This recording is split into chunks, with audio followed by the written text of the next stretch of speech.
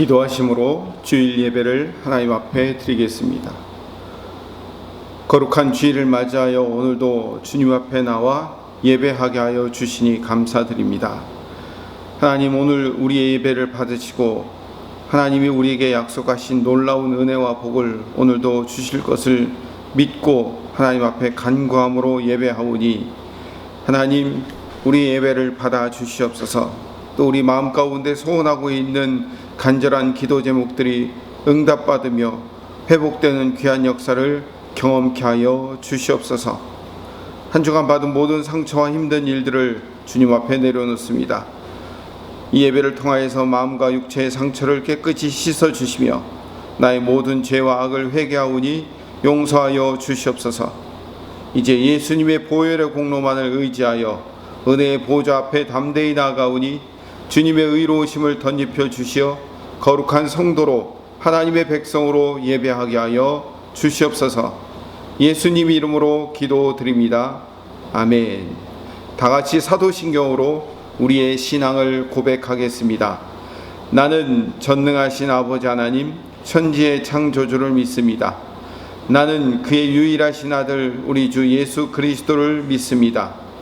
그는 성령으로 잉태되어 동정녀 마리아에게서 나시고 본디오 빌라도에게 고난을 받아 십자가에 못 박혀 죽으시고 장사된 지 사흘 만에 죽은 자 가운데서 다시 살아나셨으며 하늘에 오르시어 전능하신 아버지 하나님 우편에 앉아 계시다가 거기로부터 살아있는 자와 죽은 자를 심판하러 오십니다. 나는 성령을 믿으며 거룩한 공교회와 성도의 교제와 죄를 용서받는 것과 몸의 부활과 영생을 믿습니다. 아멘. 찬송가 497장 찬송 드리겠습니다. 예수 넓은 사랑 그 크신 은혜를 나 힘써 전파함은 참 기쁜 일일세. 주 예수 복된 말씀 생명과 진리요 내 맘의 갈급함을 다 채워주시네. 예부터 전한 말씀 주 예수 크신 사랑 나 항상 전파하기 참 기뻐하도다. 이 말씀 전할 때에 내 마음이 기쁘고 그 말씀 전할수록 새 기쁨 넘치네. 구원의 복된 말씀 못 들은 사람이 세상의 많음으로 힘써서 전하세. 예부터 전한 말씀 주 예수 크신 사랑 나 항상 전파하기 참 기뻐하도다. 이 말씀 들은 사람 또 듣기 원하고 목말라 사모하니 그 말씀 진리라. 그 나라 영광 중에 나 부를 새 노래. 예부터 좋아하던 이 말씀뿐일세. 예부터 전한 말씀 주 예수 크신 사랑 나 항상 전파하기 참 기뻐하도다.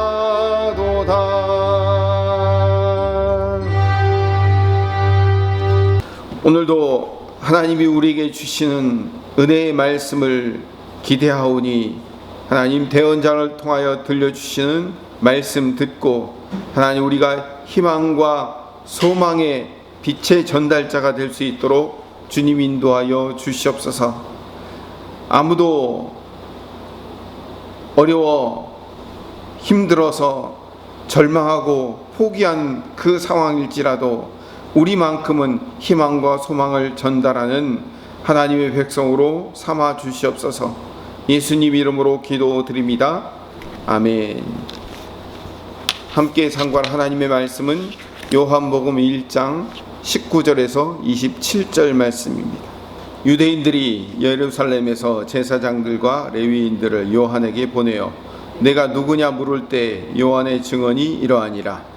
요한이 드러내어 말하고 숨기지 아니하니 드러내어 하는 말이 나는 그리스도가 아니라 한데 또 묻되 그러면 누구냐 내가 엘리야냐 이르되 나는 아니라 또 묻되 내가 그 선지자냐 대답하되 아니라 또 말하되 누구냐 우리를 보낸 이들에게 대답하게 하라.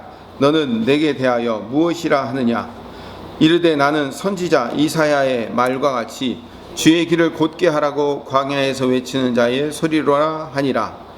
그들은 바리새인들이 보낸 자라. 또 물어 이르되 내가 만일 그리스도도 아니요 엘리야도 아니요 그 선지자도 아닐진데 어찌하여 세례를 베푸느냐. 요한이 대답하되 나는 물로 세례를 베풀거니와 너희 가운데 너희가 알지 못하는 한 사람이 섰으니 곧 내 뒤에 오시는 그이라. 나는 그의 신발끈을 풀기도 감당하지 못하겠노라 하더라. 아멘. 오늘 본문 19절로 다시 돌아가 보면 유대인들이 예루살렘에서 제사장들과 레위인들을 요한에게 보냈다고 말하고 있습니다. 제사장과 레위인들이 유대인의 대표로 보냄을 받아서 세례 요한에게 왔습니다. 보냄을 받은 사람들이에요. 그 보냄을 받았는데 그러면 누가 보냈느냐? 19절에서는 유대인들이라고 얘기했는데 그 유대인들을 중심에는 사실 바리새인들이 있었습니다. 24절을 볼까요? 그들은 바리새인들이 보낸 자라라고 얘기하죠. 유대인들 전체가 보냈다고 말은 하지만 사실은 실제로 그 대표들을 보낸 핵심 인물들은 누구냐면 바리새인들이었어요. 바리새인들이 지금 제사장들과 레위인들 대표를 보낸 겁니다. 세례 요한도 보냄을 받은 사람이에요. 세례 요한도 하나님이 보낸 사람이에요. 요한복음 1장 6절에 보면 하나님께로부터 보내심을 받은 사람이 있으니 그의 이름은 요한이라. 그러니까 하나님으로부터 보냄을 받았어요. 자 보세요. 하나님으로부터 보냄을 받은 세례 요한과 바리새인이 보낸 제사장들과 레위인들이 지금 대결을 하고 있는 거예요. 충돌이 시작된 거예요.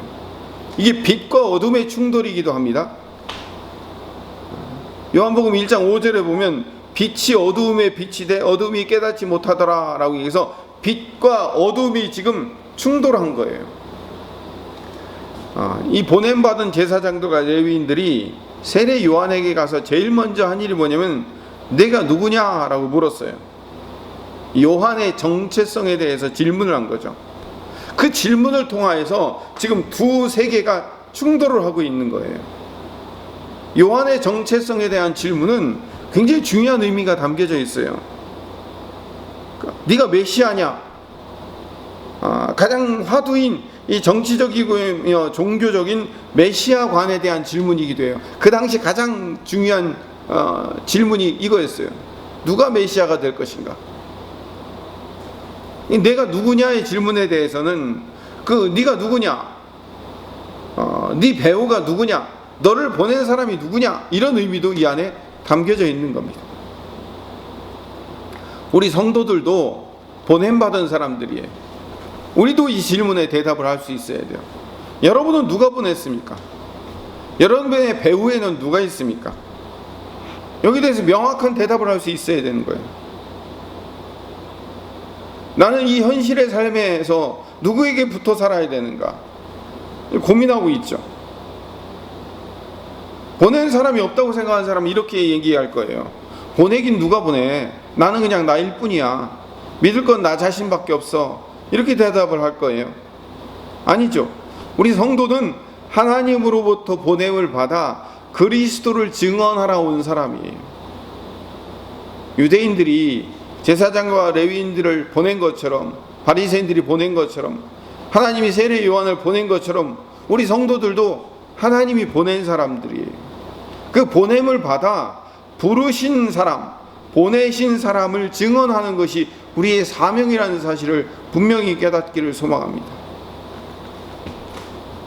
유대인들에게 네가 누구냐의 질문에 대한 세례 요한의 대답은 아주 중요합니다. 이 세례 요한이 19절에 내가 누구냐 물을 때 요한의 증언이 이러하니라 라고 얘기해요. 요한이 그렇게 증언을 한 거예요. 뭐라고 증언을 했냐면 3번의 아니라로 자기의 정체성을 증언한 거예요. 아니다.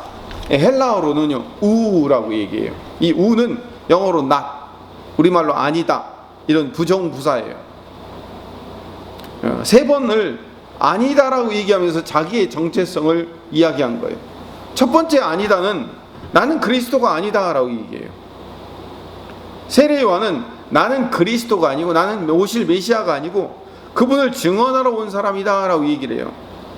1장 8절을 봅시다. 1장 8절에도 그는 이 빛이 아니요 이 빛에 대하여 증언하러 온 사람이다.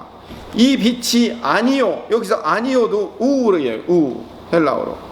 21절에 또 묻되 그러면 누구냐 라고 얘기하니까 엘리야냐, 또 아니라, 또 묻되 그 선지자냐, 아니라 라고 해서 2번의 아니라를 21절에 말하고 있습니다.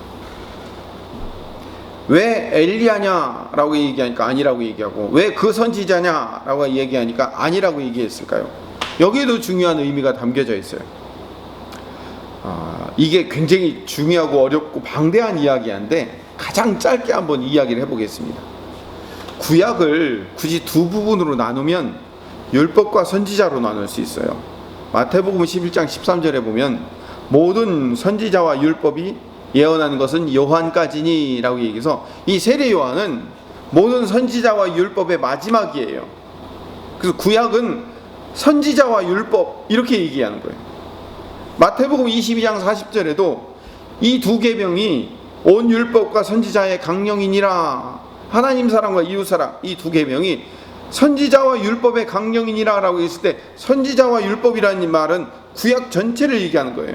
그래서 구약 전체는 한마디로 이야기하면 선지자와 율법, 율법과 선지자인 거예요. 근데 그 율법의 대표는 누구일까요? 모세예요. 선지자의 대표는 엘리야예요. 그래서 이 유대인들에게 있어서요 모세는 율법의 대표, 선지자는 엘리야는 선지자의 대표, 이렇게 이들은 늘 생각하고 있었어요. 자, 먼저 이제 율법의 대표인 모세를 봅시다. 이 모세는 그 당시 지면에서 가장 온유한 사람이었어요. 그 말 안 듣는 이스라엘 백성들을 40년 동안 이끌고 광야를 통과한 지도자를 뛰어넘는 영도자였어요. 근데 그 모세도요, 그 마지막에 꿈에도 그리던 그 가나안 땅을 들어가지 못합니다. 왜 들어가지 못하는지 여러분 아시죠? 그 원인이 민수기 20장 10절에 보면 모세가 그들에게 이르되 반역한 너희여 들으라. 우리가 너희를 위하여 이 반석에서 물을 내랴 라고 얘기해요. 우리가 이 반석에서 물을 내랴. 그럼 반석에서 물 내시는 분은 누구예요? 하나님이시죠. 근데 지금 이 모세는 뭐라고 얘기하는 거예요? 내가 물을 내랴, 이런 의미인 거예요. 그래서 12절에 하나님께서 모세를 향해서 이스라엘 자손의 목전에서 내 거룩함을 나타내지 아니한 고로 너는 못 들어가 라고 얘기했거든요. 반석에서 물을 명하여 내라고 얘기했는데 반석을 2번 쳐서 물을 낸 거예요. 내 방법대로 안 했던 거예요. 하나님의 방법으로 하지 않고 자기 방식대로 한 거거든요. 그래서 하나님의 거룩함을 나타내지 않았기 때문에 결국 모세는 여호수아에게 그 가나안 정복의 역사를 넘길 수밖에 없었던 거죠. 또 엘리야도 마찬가지예요. 선지자의 대표인 엘리야는 850명의 바알과 아세라 선지자들과 갈멜산에서 영적 전투를 벌여서 승리했어요. 근데 마지막에, 여기도 마지막에 이세벨이 위협을 해요. 열왕기상 19장 4절에 한 로뎀 나무 아래에 앉아서 자기가 죽기를 원하면서 이르되 여호와여 넉넉하오니 지금 내 생명을 거두시옵소서 라고 얘기해요. 열심히 하나님을 위해서 사역했는데 하나님 결과가 이거밖에 안 됩니까? 이세벨에게 내가 이렇게 쫓기는 신세밖에 되지 않습니까? 라고 하나님 앞에 항변을 하는 거죠. 그럼 결국 엘리야도 거기까지 자기의 사역을 마쳐요. 그리고 엘리사에게 그 사역을 넘기는 거예요. 이 구약의 대표인 율법과 선지자, 즉 모세와 엘리야가 하나님의 뜻을 드러내야 될 자리에서 자기의 뜻을 드러내고 자기를 나타내고 하나님의 뜻에 항변하다가 실패한 경험들을 이야기하고 있어요. 그래서 이 경험들을 왜 이렇게 집어넣었냐면 모세는 위대한 율법의 대표, 그럼 엘리야는 선지자의 위대한 대표들인데 그들의 마지막에 꼭 이렇게 실패한 이야기를 넣어놓음으로 말미암아 결국은 인간은 아닌 사람들이다 라는 것을 보여주고 있는 거예요. 그래서 사람은요 늘 하나님 중심으로 살고 하나님이 내 인생의 목적이 되어야 되고 하나님의 뜻과 방법대로 살아야 되지 내 방식, 내 계획, 내 뜻을 드러내고 증거하고 나타나면 안 되는 거예요. 모세가 지금 이스라엘 백성들이 말을 안 듣고 화가 나니까 지금 흥분한 마음에 했겠지만 지금 이것은 하나님에 대한 원망이에요. 항변이라고요. 여기까지 끌고 오는데 앞으로도 어떻게 또 이 백성을 끌고 가겠습니까? 라는 항변이 그 안에 담겨져 있거든요. 엘리야도 마찬가지예요. 로뎀 나무 아래에 앉아서 죽기를 원하여 이제 넉넉하오니 내 생명을 거두시옵소서 라는 얘기는 정말 죽고 싶어서가 아니라 하나님 왜 내 방식대로 안 되는 겁니까? 850명의 선지자들도 저렇게 싸워서 이겼는데 왜 저 이세벨 하나 안 됩니까? 라는 하나님에 대한 항변이거든요. 그런데 여러분 내가 내 방식대로 생각해서 내 방식대로 이루어지는 것이 하나님의 뜻이 아니고 인생에서 내 방식대로 이루어지는 것이 아니라 하나님의 방식대로 이루어지는 것을 내가 기대하며 순종하며 나가는 것이 중요한 거예요. 그래서 헬린 아우엔이라는 영성학자는요 이렇게 얘기합니다. 무명해지는 훈련을 세 가지 얘기해요. 무명해지는 훈련. 첫 번째, 작아지는 훈련이에요. 마태복음 18장 4절에 보면 그러므로 누구든지 어린아이와 같이 자기를 낮추는 사람이 천국에서 큰 자니라. 작아지는 훈련이 필요해요. 두 번째는 숨는 훈련. 마태복음 6장 3절에 보면 너는 구제할 때 오른손이 하는 것을 왼손이 모르게 하여 내 자신이 훌륭한 일을 했더라도 자기를 감추고 숨겨야 돼요. 세 번째, 약해지는 훈련. 고린도전서 1장 21절에 보면 그러나 하나님께서 세상에 미련한 것들을 택하사 지혜 있는 자들을 부끄럽게 하려 하시고 세상에 약한 것들을 택하사 강한 것들을 부끄럽게 하려 하시며. 우리는요 늘 작아지고 숨고 약해지는 훈련들이 필요해요. 이것은 모든 성도들에게 유익한 거지만 특히 지도자들에게 더 유익한 거예요. 중요해요. 지도자는요 자꾸 세상의 지도자들은 자꾸 자기 자신을 드러내야 돼요. 큰 것을 보여줘야 돼요. 자기가 잘할 수 있다는 것을 보여줘야 되거든요. 그런데 하나님 나라의 지도자들은 내가 작아져야 돼요. 점점 내가 약해져야 되고요, 내가 숨어져야 돼요. 내가 드러나는 게 아니라 하나님이 드러나도록 만들어야 되는 거예요. 이 세례 요한은 자기 자신을 드러낸 사람이 아니라 그것이 하나님이 보내신 예수 그리스도를 드러내기 위해서 자기 자신을 숨고 작아지고 약해지고 낮아지는 삶으로 산 사람이에요. 이게 뭐냐면 아니다를 3번 이야기함으로 자기 자신의 정체성을 이야기한 거거든요. 아니다. 세례 요한이 나는 아니다라는 3번의 답을 한 것은요, 모세가 실패했고 엘리야가 실패한 그 구약의 끝에서 새로운 성공을 준비한 답인 거예요. 나는 주인공이 아닙니다. 나는 주인공이신 예수님의 길을 준비하러 온 사람입니다 라는 선언인 거죠. 예수님도요 마찬가지. 예수님 또한 자기를 부인하고 아버지의 뜻을 실현한 삶을 온전히 사셨어요. 예수님이야말로 창조주이시며 전능자이신 분으로 오셨음에도 불구하고 그분이 육신을 입고 이 땅에 오셔서 작아지고 숨고 약해지는 삶을 사신 거예요. 그 대표적인 결과가 뭐예요? 십자가라고요. 그래서 21절에 보면 내가 누구냐? 네가 엘리야냐? 라고 물어요. 갑자기 엘리야가 왜 등장할까요? 말라기 4장 5절 6절에 보면 말라기 4장 5절 6절 같이 읽어봅시다. 보라, 여호와의 크고 두려운 날이 이르기 전에 내가 선지자 엘리야를 너희에게 보내리니 그가 아버지의 마음을 자녀에게로 돌이키게 하고 자녀들의 마음을 그들의 아버지에게로 돌이키게 하리라. 돌이키지 아니하면 두렵건대 내가 와서 저주로 그 땅을 칠까 하노라 하시니라. 구약의 맨 마지막 끝에 하나님이 하신 말씀이 뭐냐면 내가 엘리야를 보내겠다라고 말씀하시는 거예요. 그게 구약의 맨 마지막 말씀이에요.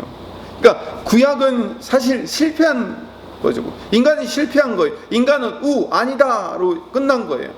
근데 끝났지만 여기서 하나님이 새로운 소망을 주시는 거예요. 내가 선지자 엘리야를 보내서 새롭게 회복을 시작할 것이다 라고 얘기하거든요. 근데 마태복음 17장 10절에서 13절에 보면 세례 요한이 바로 그 엘리야였다고 말해요. 제가 읽어보겠습니다. 제자들이 물어 이르되 그러면 어찌하여 서기관들이 엘리야가 먼저 와야 하나이까? 예수께서 대답하여 이르시되 엘리야가 과연 너희 먼저 와서 모든 일을 회복하리라. 내가 너희에게 말하노니 엘리야가 이미 왔을 때 사람들이 알지 못하였고 임의로 대우하였도다. 인자도 이와 같이 그들에게 고난을 받으리라 하시니 그제서야 제자들이 예수께서 말씀하신 것이 세례 요한인 줄을 깨달으니라.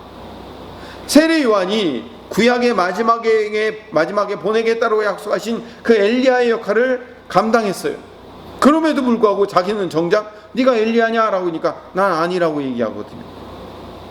또 세 번째 질문에 보면 20절 마지막 부분에 내가 그 선지자나 대답하되 아니라. 여기도 중요해요. 그 선지자, 여기 그 선지자는 그냥 선지자가 아니에요. 정관사 더가 붙었어요. 그 선지자냐라고 얘기해요. 내 하나님 여호와께서 너 가운데서 내 형제 중에서 너를 위하여 나와 같은 선지자 하나를 일으키리니 너희는 그의 말을 들을지니라. 율법을 처음 시작하는 장면에서 나와 같은 선지자를 너희 중에서 일으킬 것이다 라고 얘기하거든요. 그 모세와 같은 선지자 하나를 일으키리니 나와 같은 선지자가 바로 누구냐면 그 선지자예요. 마지막 때에 모세와 같은 선지자 하나를 보낼 것인데 이것을 언제 약속하냐면 율법이 시작할 때 약속을 하신 거예요. 그게 바로 그 선지자예요. 그냥 선지자 중에 하나냐 이 얘기하는 게 아니에요. 그 선지자, 마지막 종말의 때에 나타날 모세와 같은 그 선지자, 그게 너냐라고 물어보는 거거든요. 근데 여러분, 세례 요한이 바로 그 선지자 맞아요. 어디서 증명할 수 있냐면 누가복음 1장 76절에 보면 세례 요한의 아버지 사가랴가 그 세례 요한이 태어날 것을 예언하면서 이렇게 얘기해요. 이 아이여, 내가 지극히 높으신 이의 선지자라.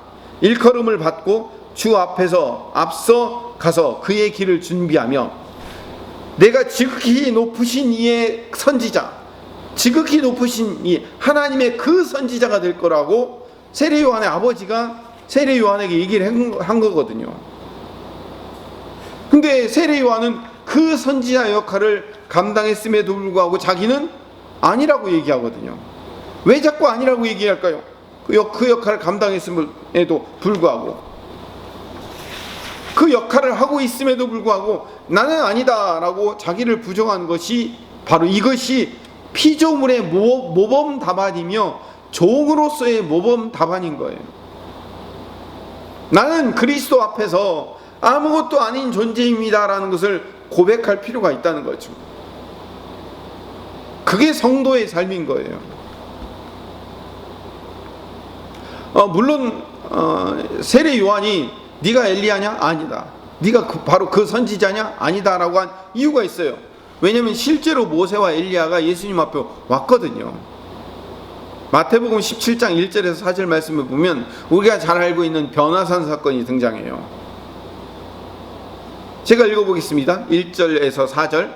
엿새 후에 예수께서 베드로와 야고보와 그의 형제 요한을 데리시고 따로 높은 산에 올라가셨더니 그들 앞에서 변형되사 그 얼굴이 해같이 빛나며 옷이 빛과 같이 휘어졌더라. 그때 모세와 엘리야가 예수와 더불어 말하는 것이 그들에게 보이거늘 예수님 앞에 모세와 엘리야가 나타났어요. 왜 모세와 엘리야가 나타났을까요? 제가 이 설교 처음 할 때 말씀드렸죠. 구약은 두 가지로 나눌 수 있다고. 뭐요? 율법과 선지자. 그 율법의 대표인 모세가, 선지자의 대표인 엘리야가 나타나서 예수님과 함께 십자가 사건에 대해서 의논을 하는 거예요. 그게 뭐예요? 그게 변화산 사건이에요.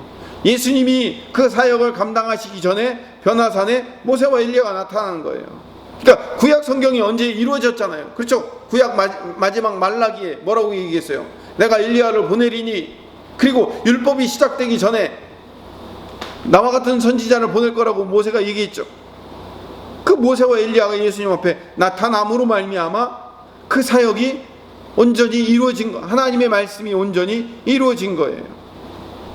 세례 요한은 23절에 자신을 다시 올 메시아도 아니고 약속된 엘리야도 아니고 약속된 그 선지자도 아니지만 그럼 너는 누구냐라고 얘기했을 때 이사야 40장 3절을 인용해서 자기를 주의 길을 곧게 하라고 광야에서 외치는 자의 소리다라고 정의를 해요.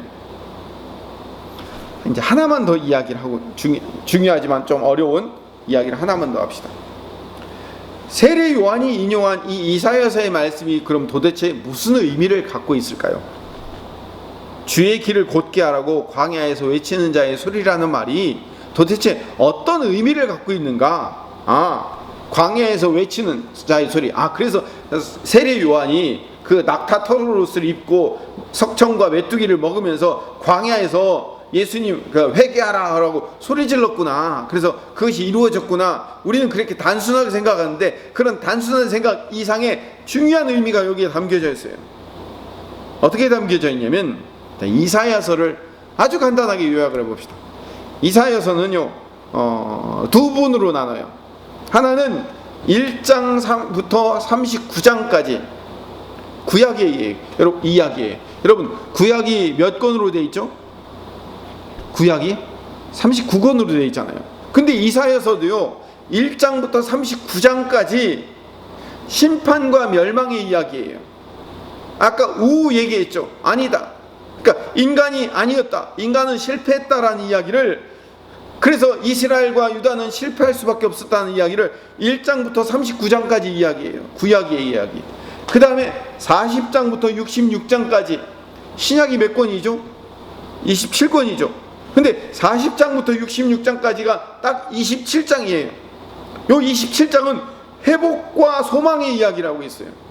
다시 말하면 구원의 이야기를 하고 있거든요. 그러니까 구약의 이야기 1장부터 39장, 신약의 이야기 40장부터 66장 27권, 39, 27, 그래서 66권이에요. 그래서 이사야서가 66장으로 되어 있어요.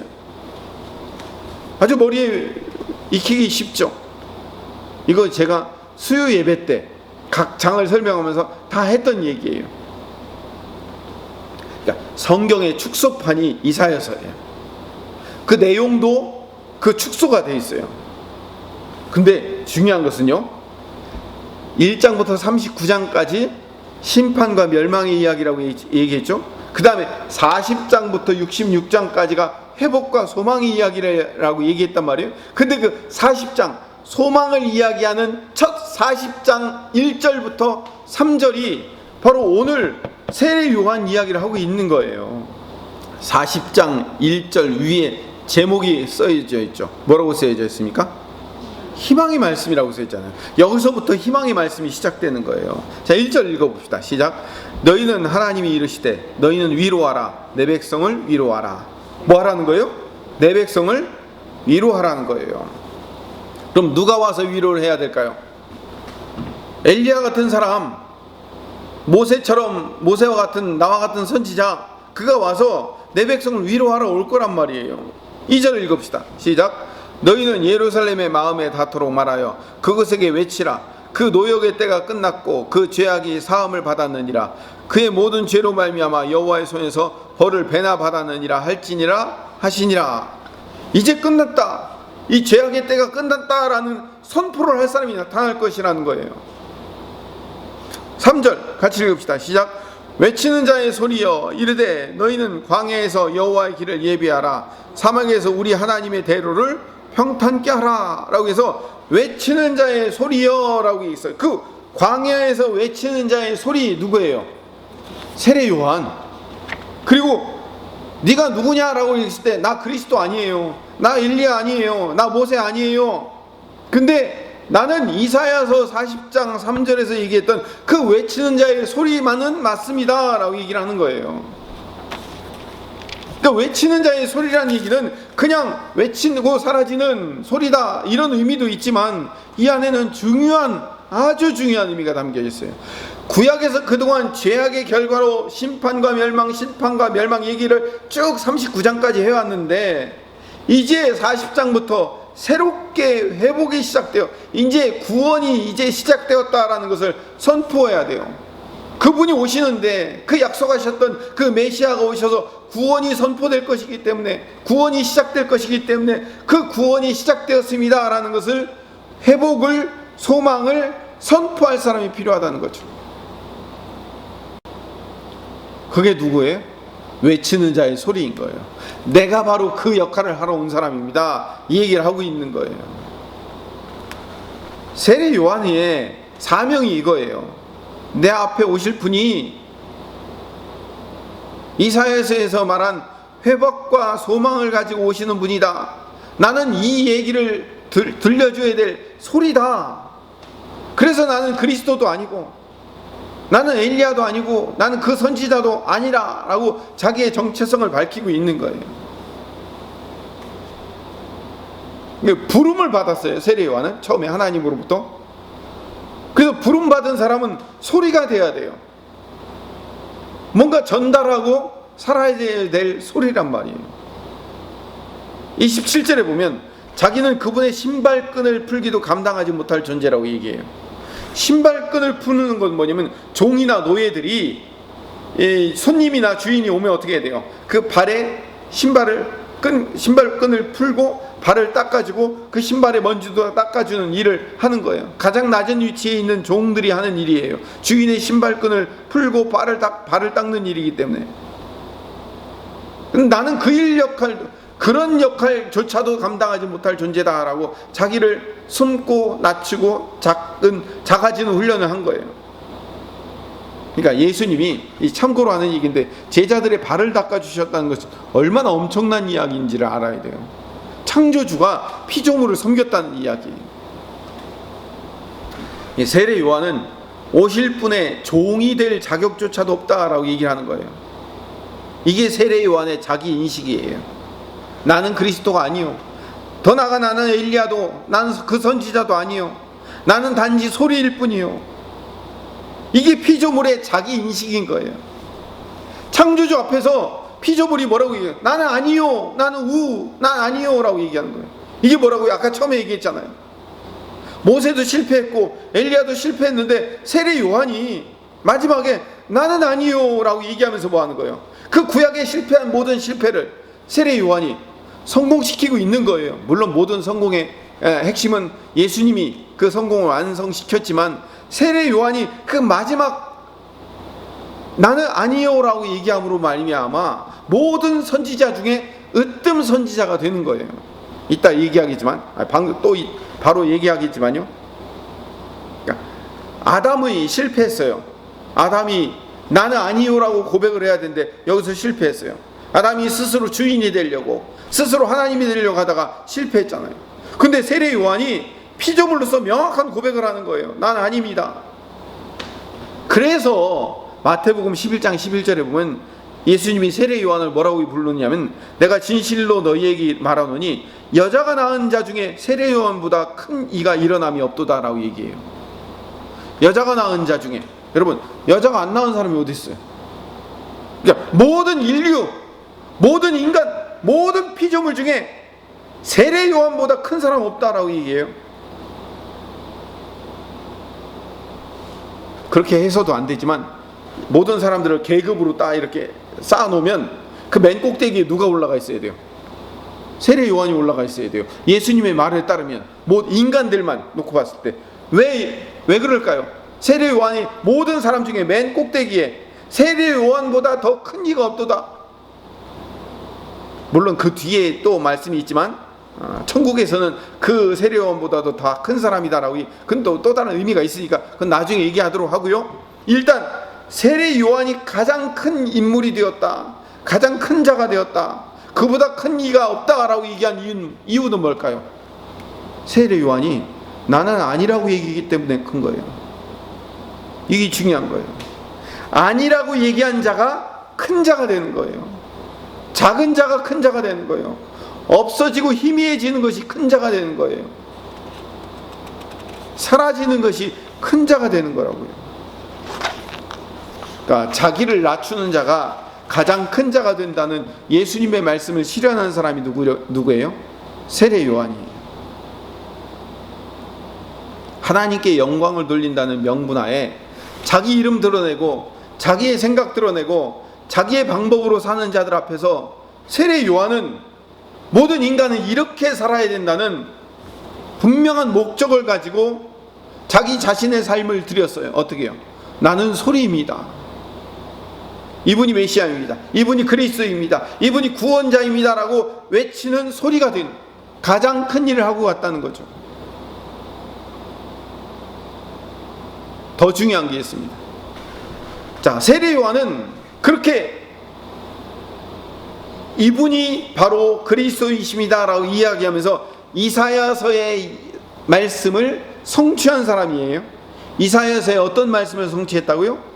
이사야서 40장부터 뭐가 시작되었다고요? 회복과 소망이 시작되었어요.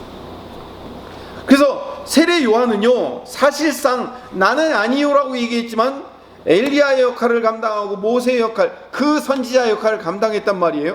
그러면 구약은 원래 실패로 끝났어야 하는데 그 마지막에 율법을 시작하면서 나와 같은 그 선지자를 보낼 것이다, 또 말라기 마지막에서 엘리야를 보낼 거라고 한 이야기의 그 의미가 뭐예요?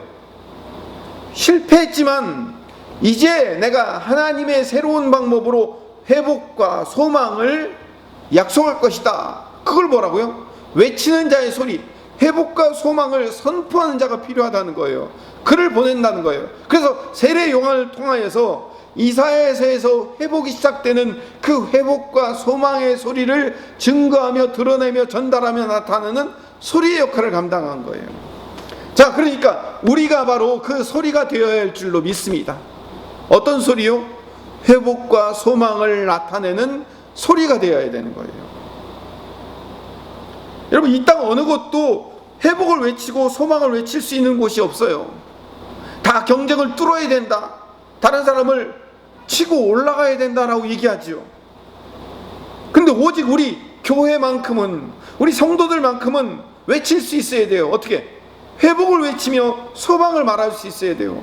하나님이 이제 위로하라, 내 백성을 위로하라라고 얘기했잖아요. 이사야서 40장 말씀에 너희들의 모든 이 죄악과 노역의 때가 이제 끝났다, 이제 회복이 시작되었다, 이걸 외칠 사람이 필요하다라고 얘기하거든요.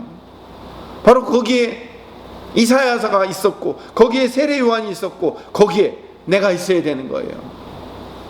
우리 성도가 그 회복과 소망을 외치는 자들이 되어야 하는 거죠. 그 말씀을 정리합시다. 모두가 안 된다고, 모두가 끝이라고 말하는 그 상황에서 우리 성도들은 그 엘리야의 역할을 감당하며 그 선지자의 역할을 감당해야 될 우리들은 뭘 외쳐야 될까요? 소망을 외쳐야 돼요. 희망의 소식을 전달할 수 있어야 돼요. 다 끝났다, 다 안 된다 라고 얘기해도 우리는 뭐라고 얘기해야 된다고? 괜찮아, 그래도 돼, 그래도 할 거야, 그래도 될 수 있어 라고 외치는 자가 되어야 한다는 거예요. 1차, 2차, 3차, 4차 유행은 이제는 뭐 하루에 1,500명, 2,000명씩 나오는 이 상황에서 도대체 언제 끝납니까? 이러다가 올해도 지나가고 내년까지 가는 겁니까? 라고 이야기할 때 우리는요, 회복과 소망의 소리를 전달할 사람이 되어야 돼요. 곧 끝나, 금방 끝나, 괜찮아, 이제 다시 시작할 수 있어 라고 회복의 이야기를 전달할 수 있는 소리가 되어야 돼요. 이 세상 어느 곳에도 희망과 소망이 없는 세상에서 우리만큼은, 우리 성도들만큼은 외치는 자의 소리가 되어서 예수 그리스도가 우리의 유일한 소망과 회복이시며 그분을 믿고 있을 때 우리는 소망을 얻으며 우리는 회복을 얻을 수 있다는 그 놀라운 소리를 전달할 수 있는 사람들이 되시기를 간절히 소망합니다. 기도하겠습니다.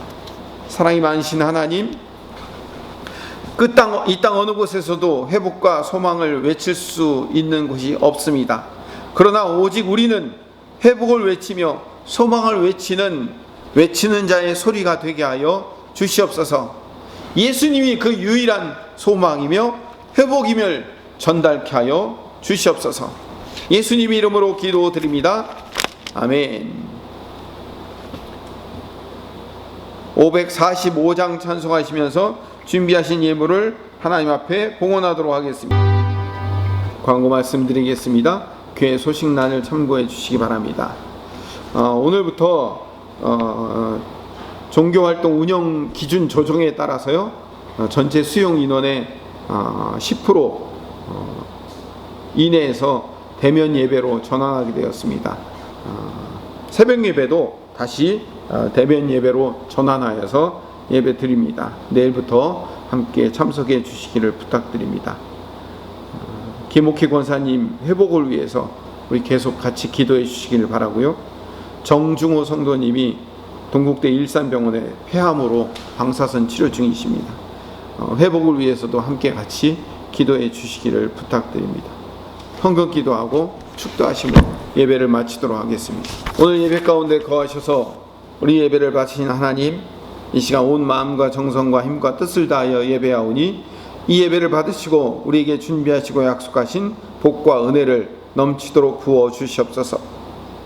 우리에게 주신 것 중에 구별하여 정성껏 예물을 준비하여 드립니다. 또한 온라인으로 봉헌하여 드립니다. 받으시고 향기로운 제물로 흠양하여 주시어 하늘의 신령한 상급, 땅의 기름진 복으로 넘치게 채워 주시옵소서. 육체의 질병이 있는 자들에게 하나님께서 치료의 광선을 발하여 주시어 주님의 권능의 오른손으로 친히 안수하여 주시어 속히 깨끗이 치유하여 주시옵소서. 김옥희 권사님이 속히 빠른 치유와 회복이 있게 하여 주시옵소서. 정중호 성도님, 하나님 방사선 치료 중입니다. 속히 치유하여 주시옵소서. 하나님, 하나님의 놀라운 은혜와 긍휼하심과 역사하심으로 말미암아 모든 병자들이 치유되는 귀한 역사가 있게 하여 주시옵소서. 우리 다음 세대들 위해 기도합니다. 자라나는 어린이들, 청소년들, 청년들이 하나님이 주신 꿈과 비전을 품게 하시며 예수님의 제자가 되어 하나님의 영광 위에 살아가게 하여 주시옵소서. 우리 자녀들의 일상과 비전을 주님 인도하여 주시어 원하는 학교, 적성에 맞는 직장, 비전에 맞는 사업, 하나님이 주시는 멋지고 아름다운 배우자와 결혼과 가정과 적절한 자녀들을 허락하여 주시옵소서. 주님이 주인 되는 건강한 자녀들의 가정 되게 하여 주시옵소서. 이제는 우리 구주 예수 그리스도의 은혜와 창조하시며 섭리하시는 하나님의 무한하신 사랑하심과 우리 안에 계셔서 우리의 삶을 인도하시는 성령님의 교통하심과 충만하심과 기름 부으심과 역사하심이 나는 낮아지고 우리 주님만 드러나며 또 이 땅에 희망과 소망을 선포하자고 하고자 다짐하는 우리 모든 김포수총교회 성도들 머리 위에 영원토록 함께 하시옵기를 간절히 축원하옵나이다. 아멘.